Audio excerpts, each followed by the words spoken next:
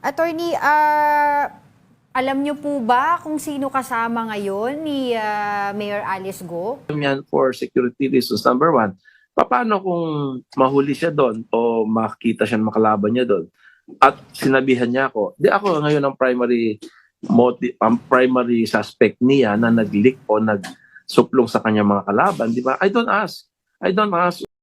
Kumusta po mga ka-viral? Welcome back ulit sa aking YouTube channel. Update ulit tayo sa kinaroroonan ngayon ng suspended mayor ng Bamban Tarlac si Mayor Alice Go at ng iba pang mga sangkot ngayon sa patong-patong ng mga kaso kaugnay sa illegal na operasyon ng Pogo. Sa patuloy na paghahanap ng Senate Sergeant at Arms kina suspended Mayor Alice Go at ng 6 na iba pa ay wala pa ring malinaw na detalye kung saan na sila ngayon. Sa latest interview sa abogado nito na si Attorney Stephen David, kaduda-duda ang pahayag nito sa tanong sa kanya kung alam ba nito kung sino ngayon ang kasama ni Alice Go. Aniya, hindi niya alam kung sino ang kasama ni Go for security reasons. Dagdag pa niya paano kung sinabi di umano ni Go sa kanya kung nasaan sila at kung sino mga kasama niya. At kung mahuli ito, ay maaaring siya di umano ang magiging suspect sa pag-leak kung nasaan sila. Ibig sabihin na parang tinatakpan nito at pinapanigan ang kanyang kliyente na nahaharap ngayon sa patong-patong na mga kaasong kriminal, civil, administrative at AMLA case kaugnay sa Pogo operation at pagkakaroon ng accounts na naglalaman ng bilyon-bilyon. Binulgar ng attorney na si Stephen David na noong July 15 ay nasa ibang bansa ito habang ini-interview siya, na naging palaisipan uli sa mga netizens kung ano ang naging transaksyon nito sa ibang bansa at kung sino-sino ang mga kasama nito.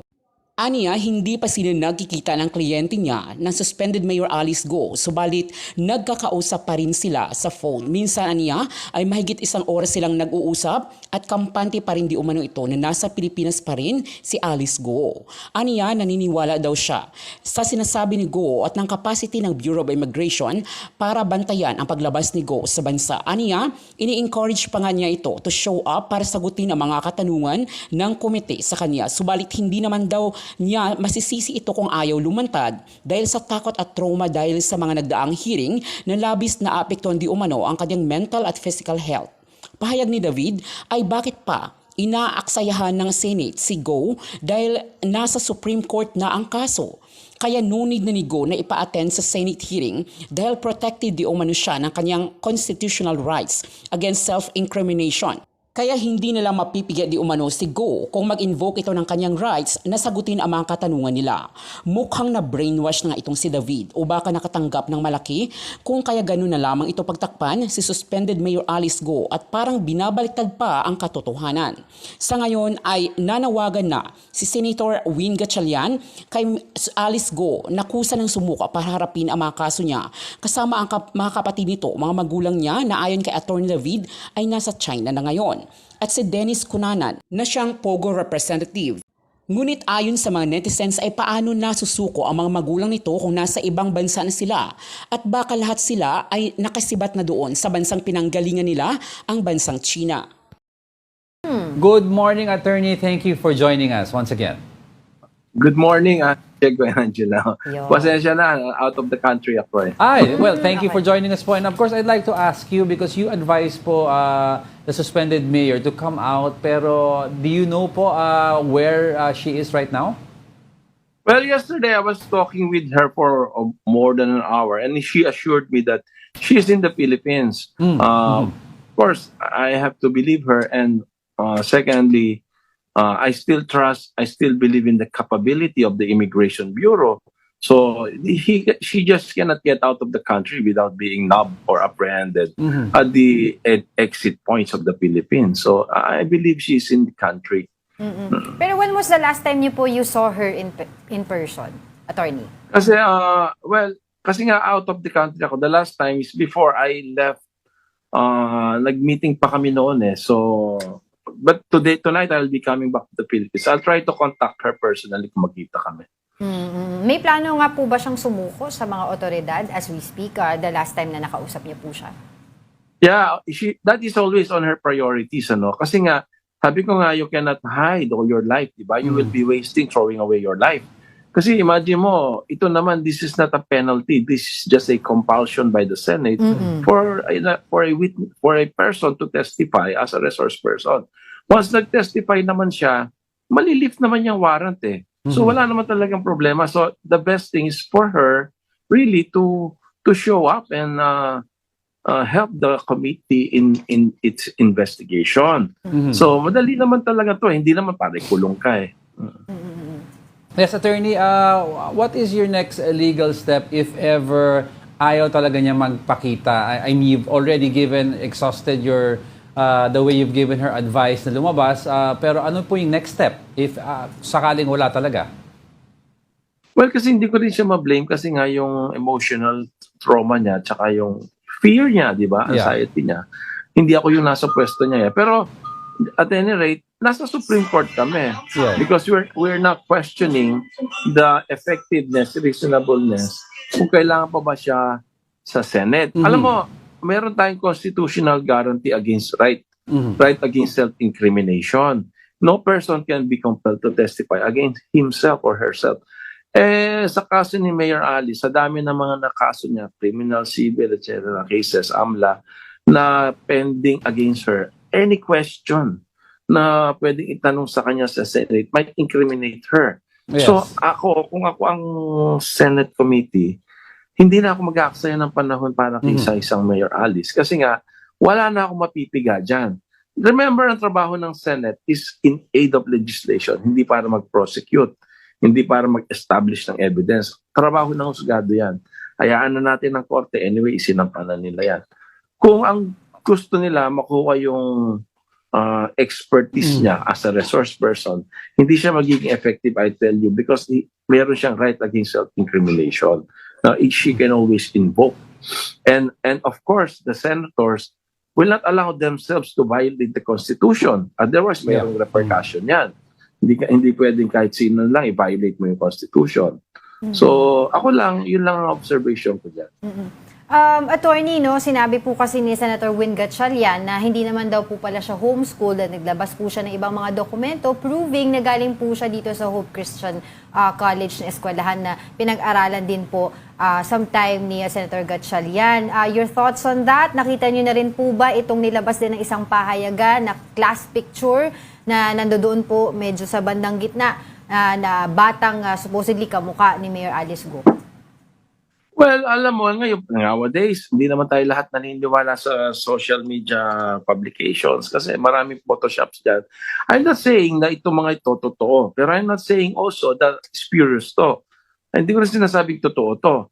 So, ang point ko, ang situation ko as a lawyer, if that is your evidence, no, claiming that a person is like this, like that, then you have to present that in court so that in fairness, part of rule of law, we will be given the opportunity to authenticate or verify these documents, di ba? Yung due execution, yung sources nito. Yeah. Kasi ako, I'm just wondering on a personal note, ang dami-dami na lang Senate hearing na yan about her personality. Pero bakit wala man lang lumabas na isang classmate daw niya sa Grace? Sasabihin, kahit man lang sana sa chismis, no, sa mga marites, ay hindi, kaklase ko yan. Meron po, totoo yan. attorney, dun sa sa dyaryo po sa sa Manila Times, meron po silang in-interview pero anonymous po nagsasabi na kaklase nga daw po niya ito si Mayor Alice Go at that time hindi pa nga daw po siya marunong magtagalog. Yun na nga puro anonymous You can always fabricate these things Kasi sa ating rule of law, yung mga anonymous, meron tayong right to cross-examine the witnesses, to confront kung sino man yung mga allegations na yan, kung sino yung mga nag-aakusa sa'yo, you will always have the opportunity na harapin mo sila, tanungin mo sila, i-cross-examine mo sila, and then the court will say, totoo, credible to. That is the only time na pwede mong sabihin ng isang tao, conclusion, na ganito pala talaga. Kasi nga meron na tayo. In essence, attorney, just to be clear lang po, no, in essence, sinasabi niyo po itong mga dokumento na nailabas against suspended Mayor Alice Go, may possibility na fake po, specifically itong mga sa school documents. May possibility na genuine yan. May possibility na spurious yan. What I'm saying is, let them bring those documents before the proper forum so that we will be given the opportunity to authenticate, verify, determine the sources of these documents. Then only the court will say to us na ito pala genuine, ito pala spurious, not us, hindi tayo. So, on my part, I cannot comment kung ano yan, kung anong standing ng mga dokumento na yan. What I'm trying to say, wag natin niya ilabas sa public because there is a trial by publicity to the detriment of any accused. Kasi sa mata ng publiko, hindi naman natin masisi dahil yan ang pinapakain ng social media at saka lahat. Guilty na. Ang hirap kasing labanan ang isang public opinion kung massive masyado na yung propaganda laban sa innocence ng isang accused. Yan, so Attorney, I'd also like to take this opportunity po to ask how the suspended mayor is. And kasi sa mga pahayagan these last few days, of course, it's been highlighted na medyong yung mental stress na dinadaanan niya. And apparently also, supposedly, may mga doctors daw na ayaw mag-attest to this because takot sila na may balingan sila ng ibang mga politiko. Your thoughts po on this and yung about also yung mga doctors, may plano po ba tayong kasuhan sila, yung mga ayaw magbigay ng medical certificate? Alam mo, totoo yan. Kaya lang sa ngayon, bakit mo kakasuhan yung doktor? Dapat ka, mas kasuhan natin yung mga nag-breach ng privacy niya. Yung privacy life niya, yung mga AMLA reports na lumalabas, birth certificates, school records, kung ano man yung mga yan, these are protected by the Data Privacy Act. These are yung mga bank secrecy law. Kung meron tayong didemanda, sila yon, hindi yung doktor, di ba? Pero right now, nasa defense mode si Mayor Ali. So, wala naman siguro tayong doon. Wala naman tayong issue about the medical practitioners. Pero attorney, how confident po kayo yung inyong kampo na ma-overcome po itong issue na to ni suspended Mayor Alice Go? Ako, well, sabihin nila mayabang tayo, no? Pero ako, I'm really confident na on legal point of view, malalampasan ito. Kasi una-una yung unang allegation sa kanya, illegal pogo. Wala nga illegal pogo. Una-una may license ng PAGCOR. Human trafficking, wala naman siyang control doon. Wala naman siyang participation doon sa operation ng pogo. Paano siya na-involve sa human trafficking kung meron man, di ba? Pangatlo, lessor lang sila as yung dating company niya, yung Baupo Land Developer, lessor lang yun, hindi naman pogo operator yon. So, hindi ko nakikita, sa AMLA naman, lalo namang madaling sagutin yan kasi nga alam mo sa AMLA ang problema. Hindi ko pa nakikita yung mga documents sa AMLA pero in my previous cases na hinandle ko, ang ginagawa kasi ng bangko, niro-roll over nila yung mga time deposit. May deposit ka 10 million. After 1 month, iro-roll over nila yon another 10 million something, pati interest. Ibang accounts yun, ibang bank accounts yun. Pagkatapos, i-roll over na naman. Alam mo, 10 million mo after 2 or 3 years, billion na yan eh. Pero sa totoo lang, 10 million pa rin yun. Sa records lang nagbabago. Sa record lang, kasi nga niro-roll over ibang accounts. Kaya pag sinama mo lahat ng accounts, tapos inad mo, 10 million plus 10 million 200 plus 20 million plus gano'n. Ano na? Ang laki na. Billion na. Compounded na lahat. So yan, base yan sa mga na-handle natin mga AMLA cases. I'm not saying na ganito rin situation ni Mayor Alice dahil wala pa tayong pagkakataon makompront yung mga evidence nila. Pero ako, almost certain na ganito rin yun. Kasi I'm talking with my client, wala siyang alam na billion transactions na yan. Wala siyang alam na ganyan. Oo. Attorney, alam niyo po ba kung sino kasama ngayon ni Mayor Alice Go? Well, una, hindi ko tinatanong yan kasi kung halimbawa lang, nagtatago siya, hindi ko kasi, marami na rin tayong na-handle ng mga clients na ganyan. Hindi ko inaalam yan for security reasons. Number one, paano kung mahuli siya doon o makita siya, makalaban niya doon at sinabihan niya ako, di ako ngayon ang primary suspect niya na nag-leak o nagsuplong sa kanya mga kalaban, di ba? I don't ask wherever they are. Attorney, diba? Unless they tell me. Diba? Opo. Pero nagtatanong po kasi yung karamihan, nasaan daw po ang tatay ni Alice Go in all of this, diba? In the middle of all of this. Nasa China yung tatay niya. Nakakausap naman po niya ang kanyang tatay. Sabi niya, nakakausap naman niya. Ano pero daw po syempre, sinasabi ng tatay niya sa kanya? As a foreigner, bakit mo pipiliing pumunta sa isang bansa na at this moment ay very hostile sa'yo. Diba? Hindi mo pwedeng alam kung ano pwedeng baka ma-detain siya or what, ma-apprehend. For a foreigner to visit a country knowing that you has a hostile personality, it will not be wise for you to do that. Alright, on that note, maraming salamat po muli sa inyong oras. That is Attorney Stephen David, ang abogado po ni Suspended Mayor Alice Bamban. Thank you. Thank you. Sunod tayo sa international law at ang dapat manaig ay yung rules-based order. Hindi padamihan ng bala o padamihan ng armas. Importante na malaman niya ng buong mundo na pantay-pantay tayo pagdating sa mata ng batas. At of course, yung commemoration, ano na rin yan, dagdag information at dagdag information para sa ating mga bata. Marami sa ating mga kabataan hindi naintindihan yung kahalagaan nitong arbitral ruling. Itong arbitral ruling, hindi lang importante sa panahon ngayon, magiging importante sa panahon rin nila sa darating na panahon dahil yan ang magbibigay ng patibayan na nasa tama tayo at sumusunod tayo sa international law.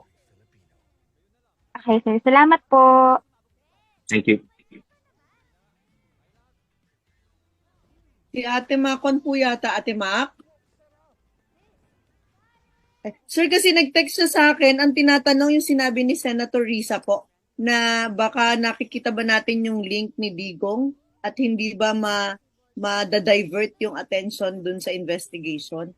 Hindi lang po niya nalinaw saan link ni Digong. Siguro mas maganda tanungin si Senator Risa dahil ano niya yun information na yun, so mas maganda matanong siya. Ay, last na sir, ano yung na-expect natin sa SONA? Pang dagdag. I'll give you I'll issue na lang a press release on that. May mga naisip ako, medyo mahaba lang. Of course, ang unang-una dapat ma-tackle dito ay yung mataas na presyo pa rin, no? Yung pa rin na nagiging problema natin. Yung unemployment natin tumaas lately. So, ito yung mga top of mind ko na dapat ma-tackle din. Pero I'll issue a press release on that. Last na sir, siguro ito, yun. Yung Yes. sabi ni Senator VP Sara, hindi siya a-attend. And dineclare niya as, parang designated survivor siya. Well, I think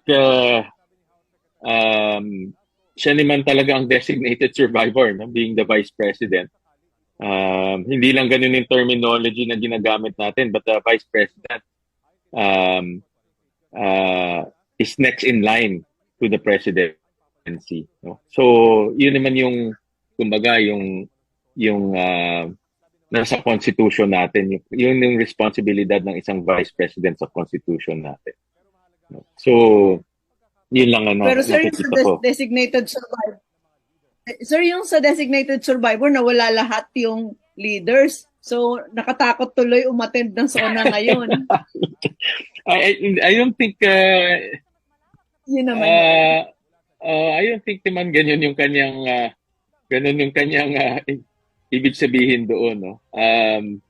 Hindi ko siya nakakausap kaya hindi ko alam kung ano yung talaga nasa isip niya, but I don't think ganun yung nasa isip niya, no. I think ang nasa isip niya is siya yung next in line, no. So, but again, I think better to talk to her para to get kung ano talaga yung nasa isip niya. Nakita ko lang yung interview niya sa TV.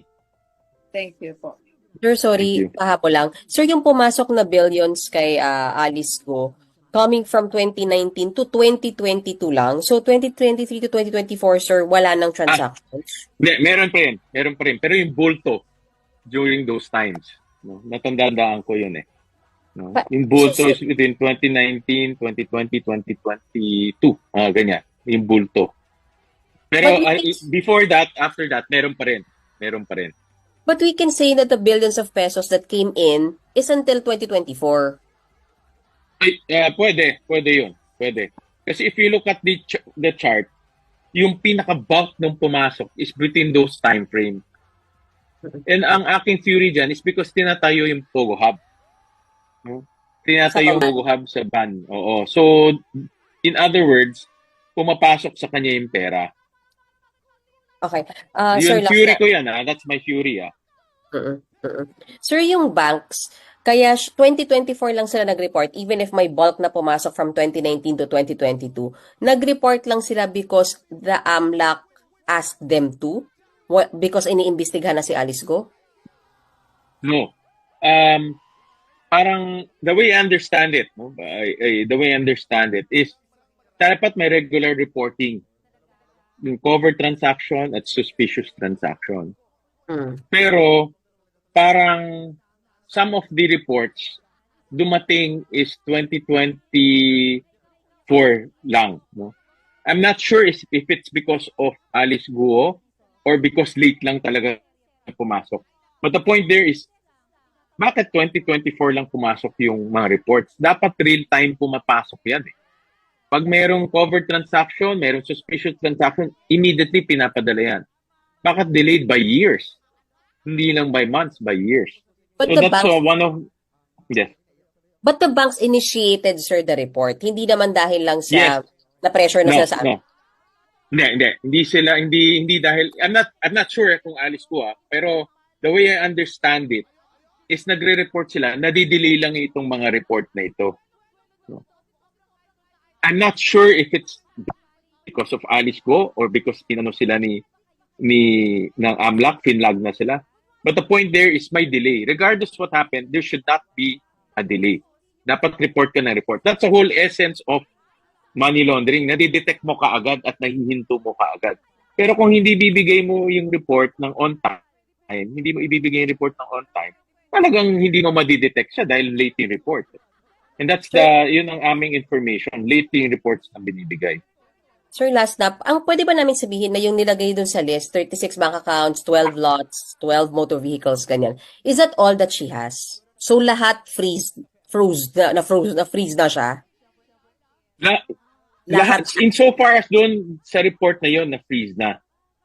Pero, hindi ko pa sure kung lahat na yon ang assets niya. No, kasi for example, I'll give you an example na wala doon. Meron siyang Balisin Club Resort, di ba? Meron siyang club share sa Balisin na nasa SALN. Pero hindi kasama sa freeze order. So I'm not sure bakit hindi siya kasama. No. So hindi pa clear yan sa akin dahil na-file pa lang yung petition yesterday. No. But I think yung major assets niya, kagaya ng 12 lots at yung bank accounts, na-freeze na yon. No, tingin ko may mga butal-butal na hindi pa masyadong nakikita. Or may baka later on magpa-file pa ng supplemental ang AMLAC. But I think yung bulk, no, na siya, na-freeze na siya. Okay. Thank you, sir. Sir, hingi na lang po kami ng copy nung petition or nung CA order pag meron na po kayo. Yeah, pag nakuha ko na yung petition, Sir, Thank you, pahabol lang clarification, na-miss ko. So, kailan final ng AMLAC yung money laundering case? yesterday. Yesterday. Okay. Actually, nag-file sila yesterday. I understand nag-file sila yesterday. They were trying to get an order from the CA during the hearing. Pero hindi sila makuha. Not yesterday. Kailan ba hearing? Wednesday. Sorry, Wednesday. Wednesday So, sila money laundering, sir. Oo. Okay. Nag-file sila ng Wednesday. Sana may order na. Kasi kung may order na, then pwede nila i-disclose doon sa hearing mismo kung ano yung final nila. Pero hindi sila nakakuha ng order. Nakuha nila yung order gabi na eh. Parang Wednesday night na eh. No? So, that's why kahapon lang sila nag-press release at nag-bigay ng detalye. Sir, sorry, clarification. Yung money laundering case po versus Mayor Golang or lahat po nung nandito dun sa mga may frozen assets? Lahat ng nandoon. But if you look at the accounts, ang back doon kay Alice Guo. So, but lahat doon may magkakaroon ng kaso yun. Sir, Thank you, sorry. sir. Sir, na lang. mag-clarify lang po, Sir. Senator. Excuse me. Pwede lang po mag-clarify. Go ahead. Sir, pagka tinel na yung anti-money laundering case, so mawi-waive na yung bank secrecy law doon sa pwedeng invoke ng mga napaila ng cases? I'm not sure kung ganun ang effect niya. I'm not really sure kung ganun yung magiging effect. No? So, but ang akin kasing information galing dun sa petition. So whatever you put in the petition forms part of public records. Whether buong secrecy niya, yung right niya sa bank secrecy mawawave o mawawala, I'm not very sure kung ganyan yung effect. Thank you po.